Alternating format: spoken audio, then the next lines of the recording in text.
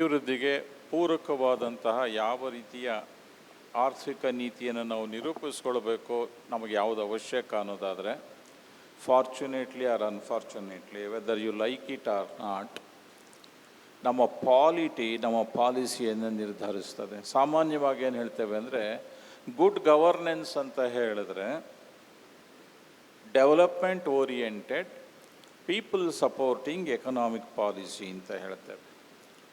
ನಾವು ದುಡಿದದ್ದು ನಾವು ತಿನ್ನಲಿಕ್ಕೆ, ನಾವು ಗಳಿಸಿದ್ದು ನಮ್ಮ ಸುಖ ಭೋಗವನ್ನು, ಸಂತೋಷವನ್ನು, ನೆಮ್ಮದಿಯನ್ನು ಹೆಚ್ಚಿಸಲಿಕ್ಕೆ. ಅದನ್ನು ಇನ್ಯಾವುದೋ ಸ್ವರೂಪದಲ್ಲಿ ಬಳಸ್ತೀವಿ ಅನ್ನೋದಾಗೋದಿಲ್ಲ. ಹಾಗೆ ಅಲ್ಲಿ ನಮ್ಮದು ಇಡೀ ಸಮುದಾಯಕ್ಕೆ ಅನ್ವಯವಾಗುವಂಥದ್ದು. ನಮ್ಮ ನೀತಿಗಳು ನಮ್ಮ ಅವಶ್ಯಕತೆಗೆ, ನಮ್ಮ ದೇಶೀಯ ಸಂಪನ್ಮೂಲ, ದೇಶದ ಪರಿಸ್ಥಿತಿ, ಪರಿಸರ ಅವಶ್ಯಕತೆಗಳು,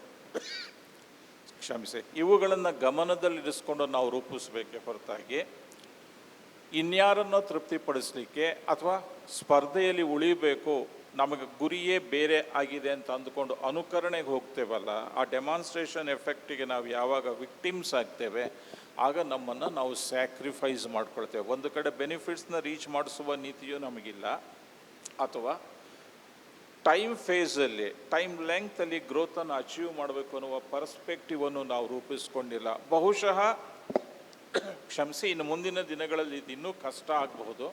ಯಾಕೆಂದರೆ ಡೀಪ್ ಸ್ಟೇಟ್ ಫಿಲಾಸಫಿ ಅನ್ನುವಂಥದ್ದು ಬಹಳ ಡಾಮಿನೆಂಟಾಗಿ ಎಕ್ಸ್ಪ್ಯಾಂಡ್ ಆಗ್ತಾ ಇರುವಾಗ ನಮ್ಮನ್ನು ನಿರ್ದೇಶಿಸುವಂತಹ ಶಕ್ತಿ ಕೇವಲ ನಮ್ಮ ಸರ್ಕಾರ, ನಮ್ಮ ಚಿಂತನೆ ಅಷ್ಟೇ ಅಲ್ಲ, ಹೊರಗಿನ ಶಕ್ತಿಗಳು, ಹೊರಗಿನ ಏಜೆನ್ಸಿಗಳು ಸಹ ನಮ್ಮದೊಂದೇ ದೇಶಕ್ಕಲ್ಲ, ಎಲ್ರಿಗೂ ಸಮಸ್ಯೆಯನ್ನು ತರ್ತಾ ಇರೋದ್ರಿಂದ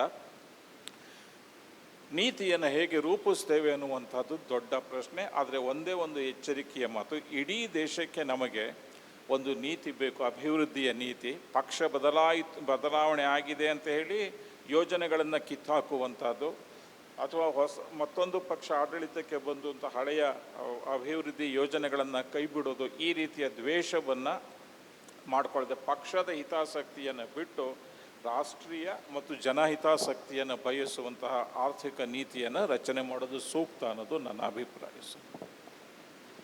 Thank you, Professor. So the